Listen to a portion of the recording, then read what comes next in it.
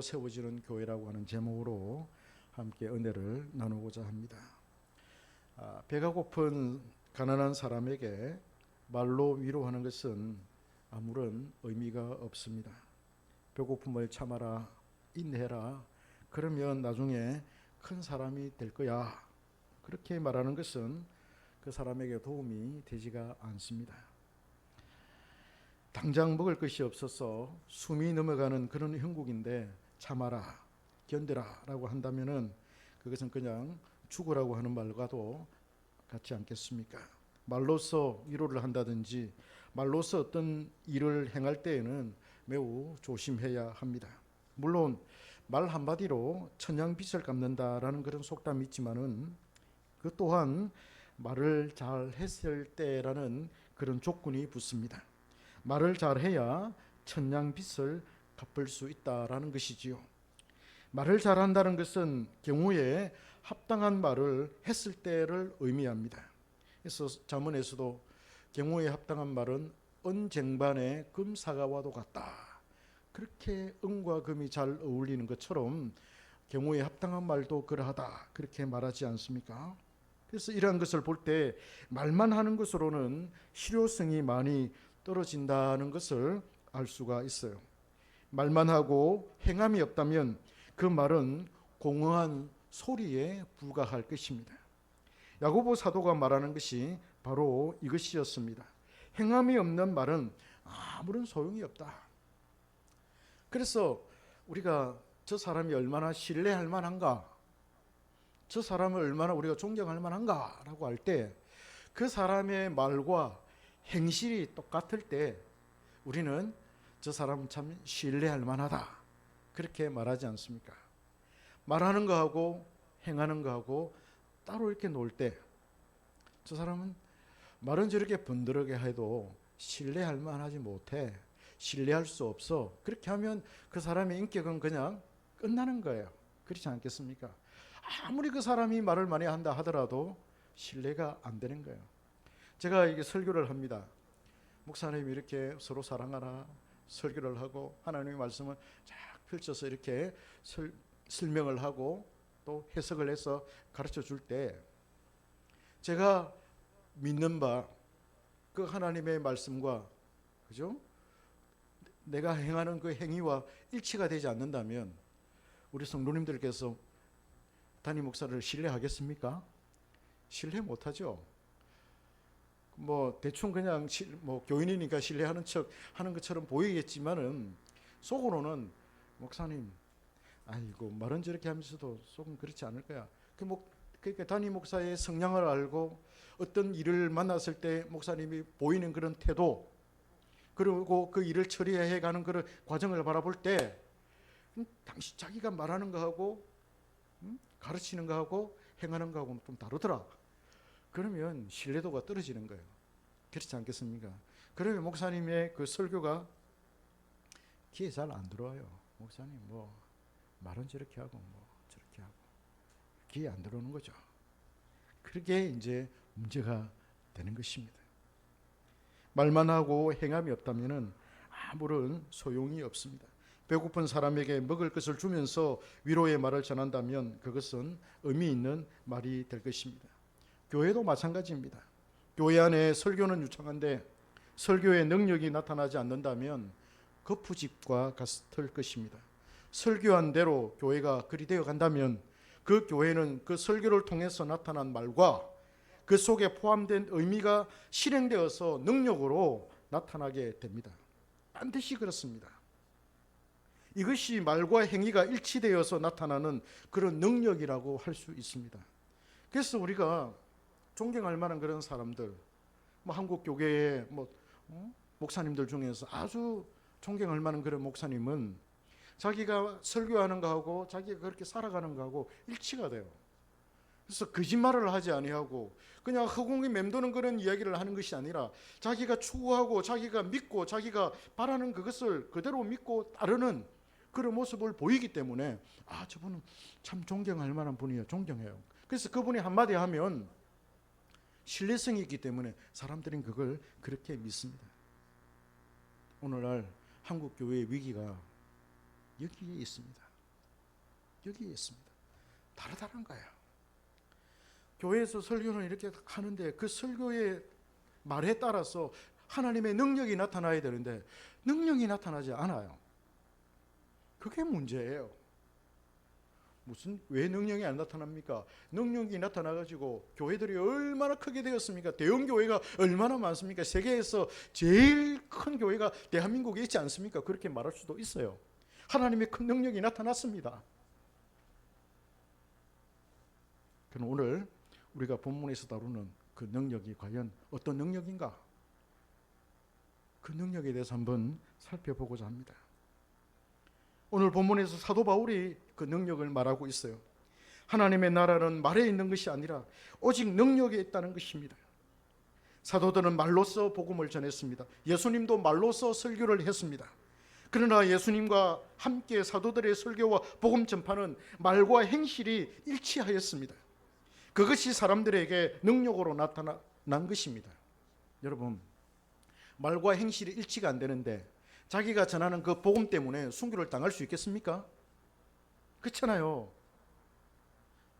자기가 복음을 전해놓고 이 복음을 믿으십시오 해놔놓고, 그죠? 복음을 전하다가 위험이 닥쳤을 때 도망을 쳐버리고, 복음을 전하다가 사형을 당해야만 되는데 사형 안 당하려고 자기가 그 복음을 부인해버리면 그게 어떻게 되겠습니까?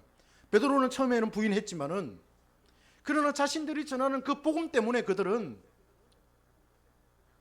순교의 제물이 되었습니다. 나는 이 복음을 나는 죽어도 나는 믿겠다. 나는 이 복음, 이 진리를 나는 죽어도 따르겠다. 그게 이제 자신의 가치를 말해주는 것이고, 그 가치를 따라서 자기는 자기의 몸을 바치는 거예요. 그게 여러분 온전한 믿음이고, 그게 믿음의 말씀의 능력이지 않겠습니까? 그것이 사람들에게 능력으로 나타난 것입니다. 대부분의 설교자들이 오늘 이 본문을 해석할 때 여기서 말하는 능력을 일컬어서 신비적인 능력으로 보았습니다. 아주 신비적인 능력으로 보았습니다. 아주 놀라운 성령의 능력이 삶 가운데 나타난 것을 말하죠. 아주 신비로운 모습으로 나타난 그 능력을 말합니다.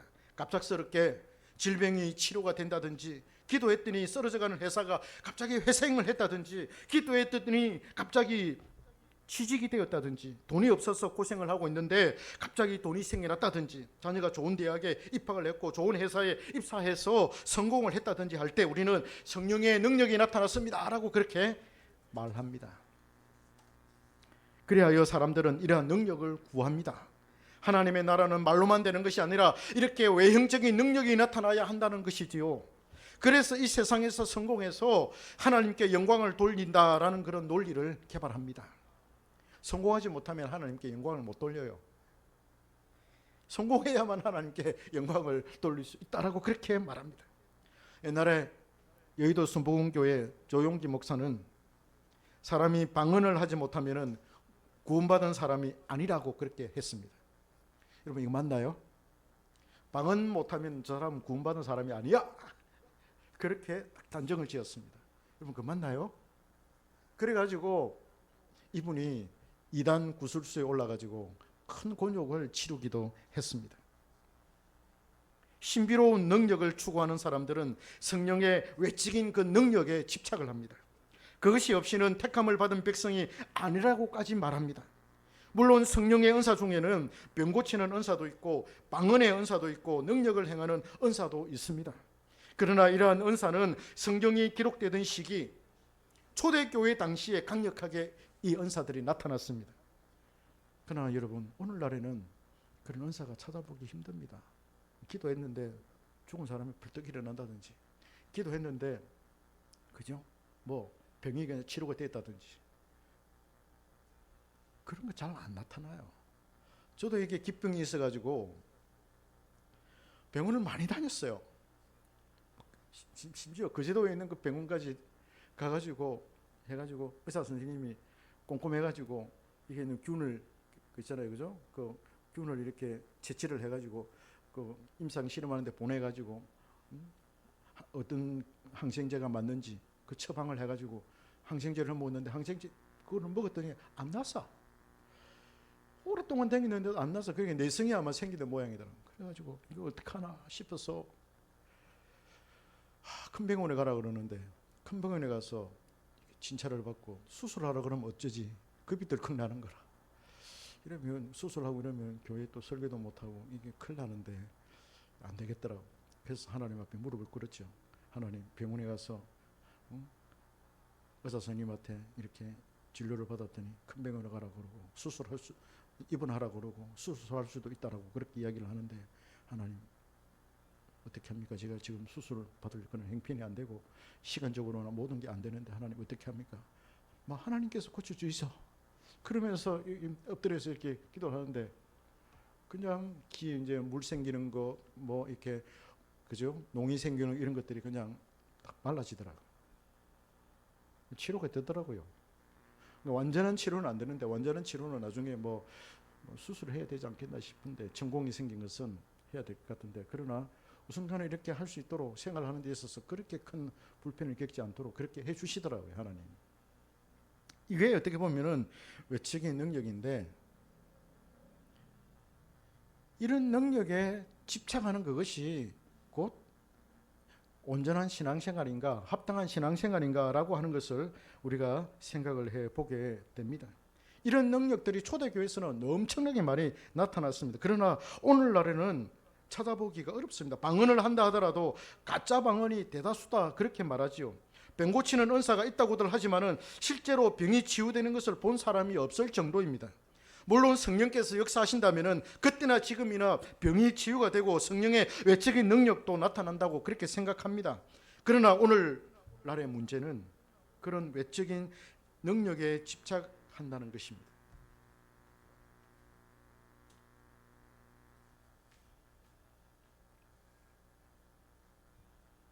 방언에만 집착하고 병 고치는 능력에만 집착하면은 중요한 신앙의 도리를 놓치게 됩니다. 이것을 간과하는 것이 매우 큰 문제입니다. 사람들은 능력을 행하는 사람이나 그런 성령의 능력이 나타난 사람을 불의 사자라 그렇게 말합니다. 그러나 그들 또한 적그리스도가 될 가능성이 매우 농후합니다.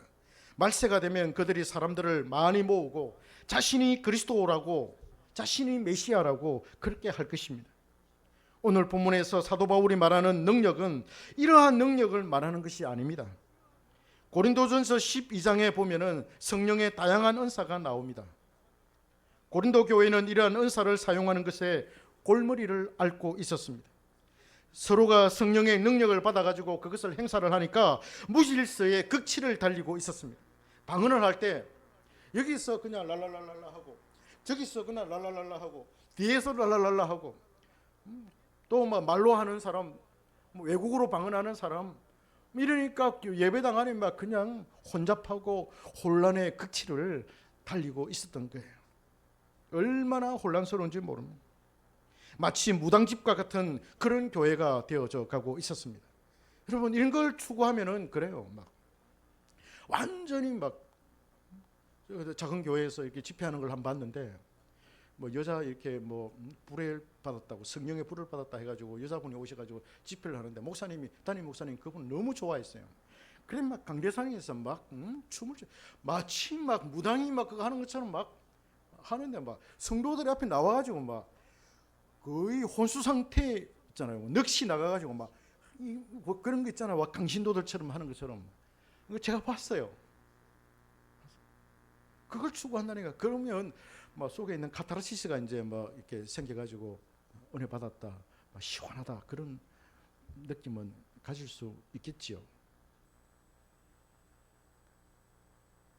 그러나 그것은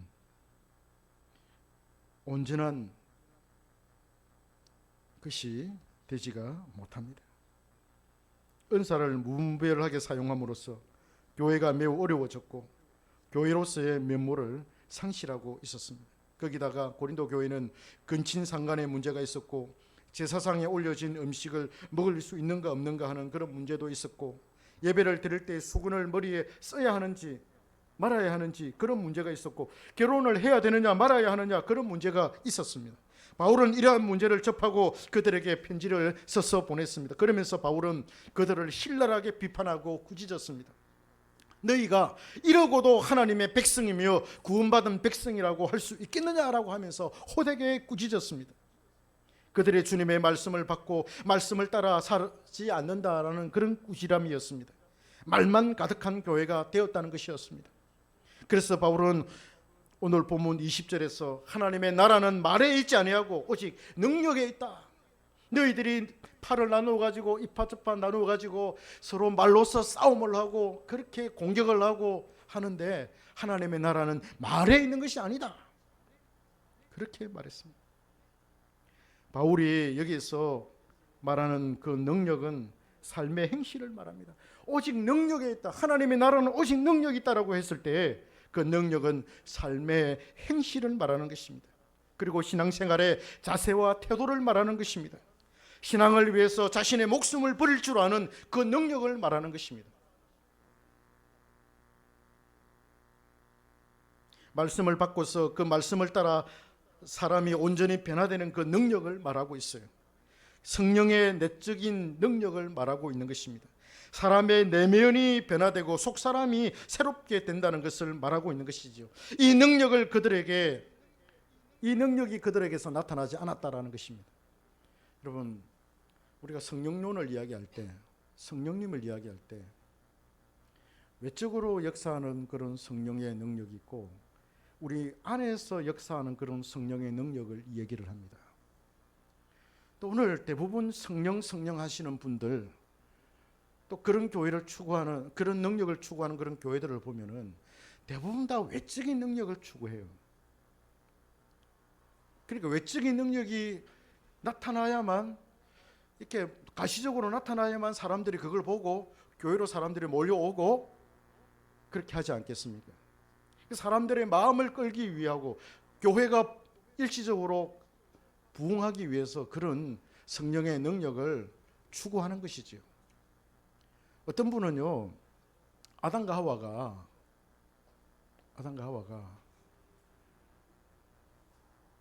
그 선악과를 따먹지 않습니까? 선악과를 따먹고 악하게 됐는데 그 선악과 안에 악이 있어가지고, 그래서 그 악이 그 열매를 통해 가지고 아담과 하와에 들어가서 타락했다. 그렇게 주장하는 사람도 있습니다. 이 얼마나 허무맹랑한 그런 이야기. 이게 이단입니다. 이거는 이렇게 주장하면 그건 이단입니다. 이단. 그런 사람이 있어요. 사람들을 불러 모으고 가시적인 어떤 그런 능력을 경험하기 위해서 그렇게 허무맹랑한 이야기를 주장하면서 성령의 그런 외적인 능력을 추구하게 되는 것입니다. 그러나 여러분, 성령의 이 내적인 능력이 필요합니다. 중생의 영, 거듭남의 영, 그죠? 그런 영은 우리에게 찾아오셔서 우리의 내면을 변화시켜 주셔요. 여러분, 사울이 받았던 그런 성령, 그 다음에 가룟 유다가 받았던 그 성령, 그분들도 성령을 받았습니다. 사울 임금도 성령을 받았고 가룟 유다도 성령을 받았습니다. 그런데 그분들은 구원을 얻지 못했어요. 왜 그런지 아십니까? 성령이 똑같이 역사했는데 성령의 외형적인 그런 어떤 능력에 사로잡혔는데 그 성령의 외형적인 능력은 일시적으로 왔다가 그냥 우리에게서 떠나가 버려요. 그러니까 우리 안에 내주하는 성령이 아니라 나의 인격과 성령의 인격이 하나가 되어서 우리 안에 내주하는 그런 성령의 능력이 아니라 일시적으로 그냥 찾아오셔서 능력만 행하시고 그냥 떠나가 버리는 그런 외적인 그런 성령의 그 능력을 그들은 경험을 했지, 내적으로 성령이 찾아오셔서 우리 마음에서 우리와 하나가 되는 그런 성령의 능력을 그들은 경험을 하지 못했기 때문에 결국에는 마지막에 사울 왕도 하나님의 말씀을 버렸고 가룟 유다도 예수 그리스도를 버리게 되는 그런 엄청난 결과를 초래하게 되었습니다. 그래서 오늘 본문에서 말하는 그 능력이 무슨 능력이냐? 오직 성령의 능력이라고 했을 때 그 능력이 무슨 능력이냐? 우리의 내면을 변화시켜주는 능력이에요. 성령이 우리 속에 오셔서 우리 내면 안에 내주하시는 그런 능력이에요. 이걸 사람들은 분리시켜요. 외적인 능력과 내적인 그런 능력을 분리시켜가지고 자꾸 외적인 어떤 능력만, 성령의 능력만 추구해요. 그래서 추구해서 교회가 커지기도 커져요. 그러나 여러분, 알맹이가 없어요. 알곡이 없어요. 어떤 사람이 알곡입니까?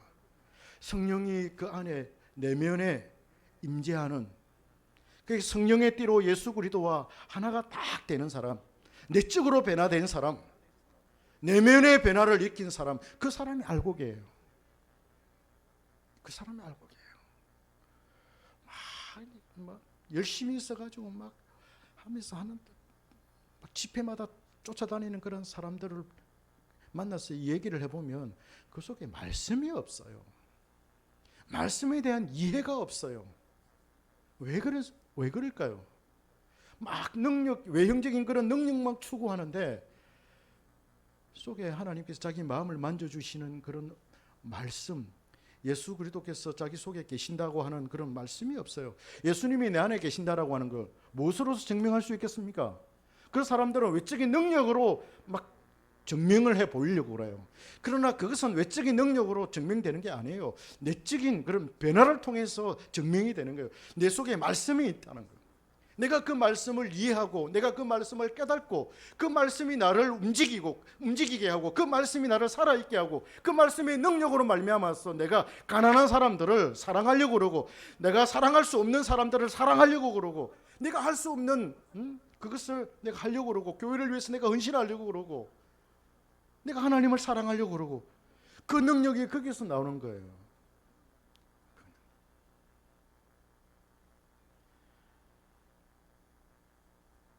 이 능력은 하나님의 나라와 관련이 되어 있습니다. 하나님의 나라는 말로만 세워지는 것이 아니며 오직 능력으로 세워진다는 것입니다. 누가 하나님의 나라에 들어간 사람입니까? 성경 지식을 많이 아는 사람입니까?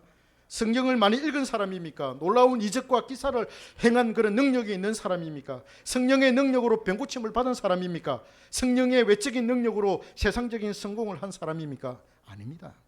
내적인 변화의 능력을 경험한 사람입니다. 이 사람이 하나님의 나라에 입성한 사람입니다. 이 사람이 성령으로 거듭난 사람입니다.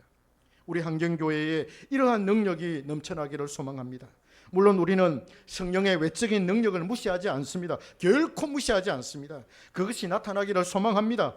병든 사람에게 기도했을 때 치유의 기적이 일어나기를 바랍니다. 자녀들이 성령의 은혜로 좋은 곳에 취직되기를 우리는 간절히 바랍니다. 그러나 우리는 그것에만 집착하지 않습니다. 방언을 할 수 있습니다. 올바른 방언은 무시할 이유가 없습니다. 그러나 우리는 그것만으로 만족할 수가 없어요.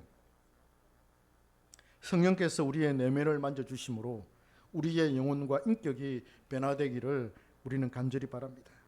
이것을 우리는 우선순위에 둘 것입니다. 이러한 성령의 능력을 추구할 것입니다. 오늘날 대흥교회는 사람들이 많이 모이면 그것으로 만족해요. 사람들이 많이 모이는 곳으로 만족해요. 그래서 사람들을 많이 모으기 위해서 목회의 그런 방법들을 또 추구를 하지요. 뭐 틀렸다고 볼 수 없습니다.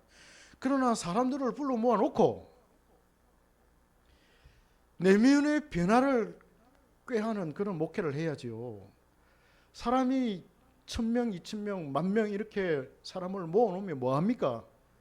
그 속에 알곡이 없다면 무슨 의미가 있겠습니까, 여러분? 그분들이 다 하나님 나라에 들어가는 사람이 아니라면은 1000명, 2000명, 10,000명, 10만 명 무슨 의미가 있겠습니까? 그냥 인간 노름이죠. 그냥 이 사회에서 만들어진 그런 동아리, 대학을 치면 동아리고 사회단체고 봉사단체고 그 정도일 뿐이지요. 그렇게 수많은 영혼들이 모여들면 그 영혼들 한 영혼 한 영혼이 변화되도록 그렇게 목회자는 힘을 쓰고 노력하고 애쓰는 그게 목회지요. 다수의 사람들이 모이는 것으로 그냥 거기에 만족해버리고 그 사람들이 많이 모이면 그냥 목회자가 목에 힘을 주고 어디 가서든지 막 큰 소리 치고 그건 아니죠. 그 교회 안에 자기가 자랑하는 그 교회 안에 택한 백성들이 얼마나 있으면 알곡이 얼마나 있는지를 그걸 한번 살펴보라는 것이죠. 그러면 큰 소리 칠 사람 아무도 없고 그 큰 교회를 자랑할 만한 사람이 아무도 없을 거예요. 목회는 저는 그것이라고 생각합니다. 많이 모이든 적게 모이든 그 교회 안에 얼마나 이런 내적인 변화를 일으킨 알곡이 얼마나 있는가. 그 성령의 내적인 그런 능력이 얼마나 강하게 역사하고 있는가. 저는 거기에 강권이 있다고 생각합니다. 우리 교회가 그런 교회로 나아가기를 바랍니다. 우리 안에 진리의 영이 충만히 거하기를 소망합니다. 중생의 영이 강력하게 역사해서 성도들이 성령으로 말씀으로 깨닫고 말씀을 즐거워하기를 소망합니다. 이 능력이 충만한 그런 교회가 되기를 간절히 소망합니다. 오직 성령의 이 능력으로 교회가 세워지기를 원합니다. 이러한 성령의 능력으로 하나님의 나라에 입성한 성도들이 많은 교회를 추구합니다. 우리 교회는 그렇게 세워질 것입니다. 말로만 가르치고 말로만 설교하는 그런 교회가 아니라 그 말씀대로 살아내고 그 삶 속에서 말씀의 능력을 경험하는 그런 성도가 많은 교회가 되기를 사모합니다. 로마서 14장 17절에 하나님의 나라는 먹는 것과 마시는 것이 아니요 오직 성령 안에 있는 의와 평강과 희락이라고 말하고 있습니다. 사람들은 성령의 능력을 먹는 것과 마시는 것에 국한시키는 그런 경향을 가지고 있어요. 여기서 먹고 마시는 것이 무엇입니까? 육에 속한 것입니다. 육에 속한 것을 해결해 주시는 성령의 능력을 추구하는 것이죠. 이것에 집착하면은 중생의 영이나 거듭남의 영을 추구하지 않아요. 우리 교회가 지금 그런 거예요. 교회가 커지기를 바라고 수많은 사람들이 많이 모이기를 원하지만은 정작 중생의 영이라든지 거듭남의 영을 추구하는 그런 일은 별로 없어요. 그 일을 잘 하지 않아요. 안 하려고 해요. 한 영혼이 하나님의 나라에 들어가는 것은 여자분이 아이를 해산하는 것과 똑같은 고통이에요. 저는 그거 잘 알아요. 한 사람을 고스란히 키워가지고 하나님의 사람으로 온전히 딱 세운다는 거 보통 어려운 게 아닙니다. 얼마나 고통스러운 일인지 모릅니다. 여자가 아이 낳는 거하고 똑같아요. 똑같아요. 힘듭니다. 힘든 일이에요. 그러니까 안 하려고 하는 거예요. 편안하게 먹게 하려고 하는 거예요.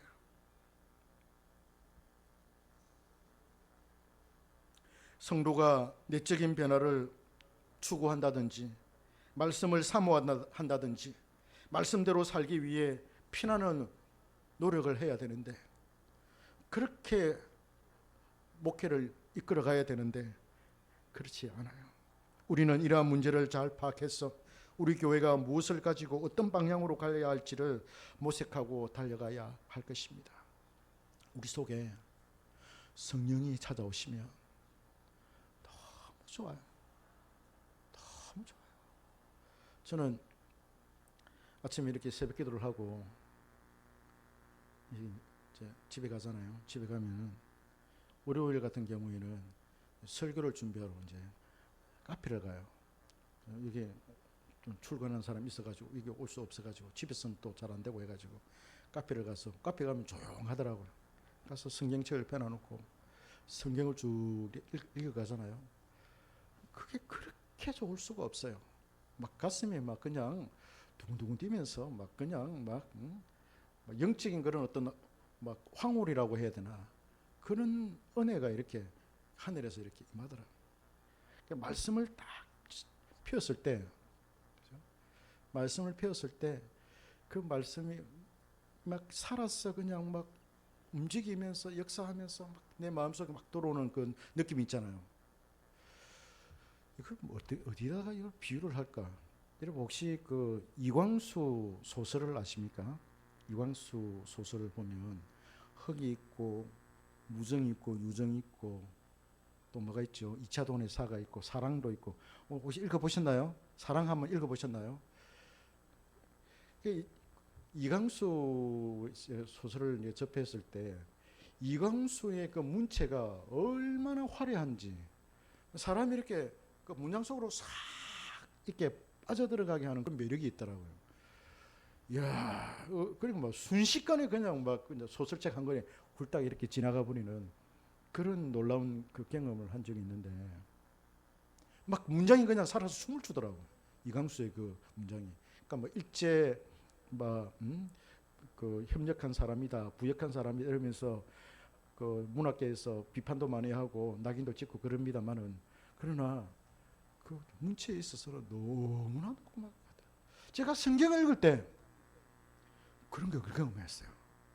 제가 옛날에 그 모라 삼일교회에서 이제 그 부목사로 있었는데 그때 그 신라대학이라고 하는 그 대학이 있어요. 그 도서관에 가서 앉아서 이제 성경을 읽는데 성경을 딱 펴놓고 이렇게 있는데 많이도 안 읽어요. 그냥 하나씩 조금씩 천천히 생각하면서 읽어가는데 말씀의 문이 확 이렇게 열리면서 막 그냥 문장이 그냥 막 단어가 춤을 추는 것처럼 그리고 막 쫙 말씀 속으로 빨려 들어가는데 시간을 나중에 정신을 차리고 보니까 2시간이 훌딱 지났더라고. 제가 거짓말 하겠습니까? 이게 어떻게 보면 성령의 내적인 그런 어떤 은혜예요. 내적인 그런 능력이라고 저는 생각합니다. 우리 성도들이 하나님의 말씀을 딱 펼쳐서 딱 들고 앉으면 그래서 딱 읽으려고 딱 성경을 펴서 들어가면 그냥 그때부터 성령이 역사하셔가지고 말씀의 문을 확 열어주시는 거예요. 그 자기도 모르게 그냥 말씀의 세계 속으로 확 빠져들어가는 거예요. 이게 저는 구원받은 사람의 특징이라고 생각하고 선택받은 사람, 택함받은 사람의 특징이라고 생각합니다. 말씀의 능력이에요. 하나님의 사람은 성령으로 거듭난 사람은 중생의 영으로 거듭난 사람은 하나님의 말씀에 대한 어떤 갈급함, 하나님의 말씀에 대한 그런 갈망, 하나님의 말씀을 사모하는 그 사모함이 넘쳐나게 되는 거예요. 빠져들어가는 거예요. 우리 교회가 추구하는 게 바로 이거예요. 그래야 제가 볼 때 지난번에도 이야기했잖아요. 제가 논문 하나 썼다고. 우리가 하나님의 선택을 받은 것을 알 수 있느냐 없느냐. 그동안 우리 개혁주의 신학에서는 모른다. 전혀 모른다. 하나님 앞에 가봐야 알지. 우리는 절대 모른다. 이렇게 주장을 해왔습니다. 그러나 제가 주장한 거는 뭐냐. 칼빈이 그렇게 이야기하더라고요. 아니 알 수 있다. 데살로니가 전서 1장 4절에 한번 봐라. 거기 보면은 바울이 데살로니가 성도들의 수고의 역사와 소망의 인내와 사랑의 수고 이런 어떤 역사를 바라볼 때 당신들이 말이죠. 하나님의 택함을 받은 것을 내가 알겠다. 그렇게 말하지 않느냐. 바울이 그렇게 말하는데 그걸 이제 칼빈이 어떻게 이해하느냐 하면 해석을 하느냐 하면은 성도들의 그런 고결한 어떤 신앙 고백과 함께 하나님의 말씀을 사모하면서 신실하게 그 말씀을 실천하는 그런 삶의 모습, 그런 열매가 나타났을 때 우리가 확실히는 장담은 못하지만은 그러나 그 사람을 보았을 때 저 사람은 어느 정도 하나님의 택함을 받은 사람이다 라는 걸 알 수 있다는 거예요. 확실히는 우리가 이 사람이 양인지 염소인지는 우리가 천국에 가서 주님 앞에 섰을 때야 판결이 나겠지만은 그러나 어느 정도 저분이 신앙생활 저렇게 신실하게 잘하고 참 고결한 그런 삶을 살아가는 모습을 볼 때 저분은 하나님의 택함을 받은 사람이구나 라는 걸 어느 정도 알 수 있다는 거예요. 제가 그걸 논문을 썼어요. 논문을 써가지고 여러분 그 학술 등재지에 그렇게 올려져 있습니다. 그러니까 학자들이 그 논문을 평가하지 않습니까? 세 분이 달라붙어가지고 비판도 하고 그렇게 했는데 그거 통과돼가지고 올려져 있습니다. 그거예요. 정말 우리가 하나님의 말씀을 사랑하고 중생의 영을 받고 거듭남의 영을 받으면 하나님의 말씀을 사모하게 돼요. 그 말씀의 세계 속으로 빠져들어가게 돼요. 저는 이것이 성령의 강력한 능력이라고 생각하고 우리가 추구해야 할 성령의 능력이라고 생각합니다. 이 사람에게서 올바른 열매가 맺혀져요. 이 사람이 가난한 사람을 사랑할 수 있고 이 사람이 정말 순수하게 하나님의 말씀을 실천할 수가 있어요. 열매를 맺을 수가 있단 말이에요. 그런 성도들이 많은 우리 한경교회가 되기를 소망합니다. 저는 우리 성도님들이 그런 성도님들이 되기를 기도합니다. 날마다 기도합니다. 천국 갔는데 야, 네 뭐 하다가 왔어? 목회하다가 왔습니다. 그럼 네가 목회하던 그런 성도들 여기 있는지 한번 찾아봐. 찾아봤는데 없어. 어쩌겠습니까? 그거는 뭐 책망받았겠죠. 천국 못 갈 수도 있어요. 만약에 그런 목회를 했다면 천국 못 갈 수도 있어요. 만약에 천국 갔다면 없으면 얼마나 부끄럽겠습니까? 수천 명, 수만 명 목회를 했는데 야, 네 목회한 사람 있는지 한번 찾아봐. 데리고 와봐. 없어. 얼마나 곤란하겠습니까? 작은 교회지만 내가 목회했는데 우리가 같이 이렇게 천국 가서 이렇게 있다면 얼마나 주님께서 칭찬해 주고 당신도 갔네. 아이고 우리 이수기 교수님도 오셨네요 이러면서 우리 정원 형제 왔네. 주님 보십시오. 이분들이 저의 목회의 열매입니다. 그 열매를 하나님 앞에 다 내놓을 때 얼마나 좋겠습니까? 지금 그걸 바라요. 그걸 추구하는 거예요. 그래서 한 생명 한 생명 알곡 같은 이런 사람들이 우리 교회 안에 하나씩 이렇게 모여들어서 시작한다면 그 알곡이 100명 모이면 10만 명 모이는 교회보다 나아요. 저는 그렇게 생각합니다. 할렐루야. 진짜 우리 눈으로 봤을 때 알곡이 한 100명 딱 모였다 이러면 10,000명, 10만 명 교회 부럽지 않아요. 결코 부럽지 않아요. 후 불며 날아갈 성도들보다는 불어도 날아가지 않는 단단한 바위 위에 신앙의 집을 세운 사람들이 많은 그 교회, 그 교회가 바로 우리 환경교회다. 우리 환경교회는 그리 간다. 그래서 오직 하나님의 능력으로, 이 능력으로 우리 환경교회는 세워질 거다. 그렇게 믿고 추구하면서 살아가시는 우리 모든 성도님들 되시기를 소망합니다.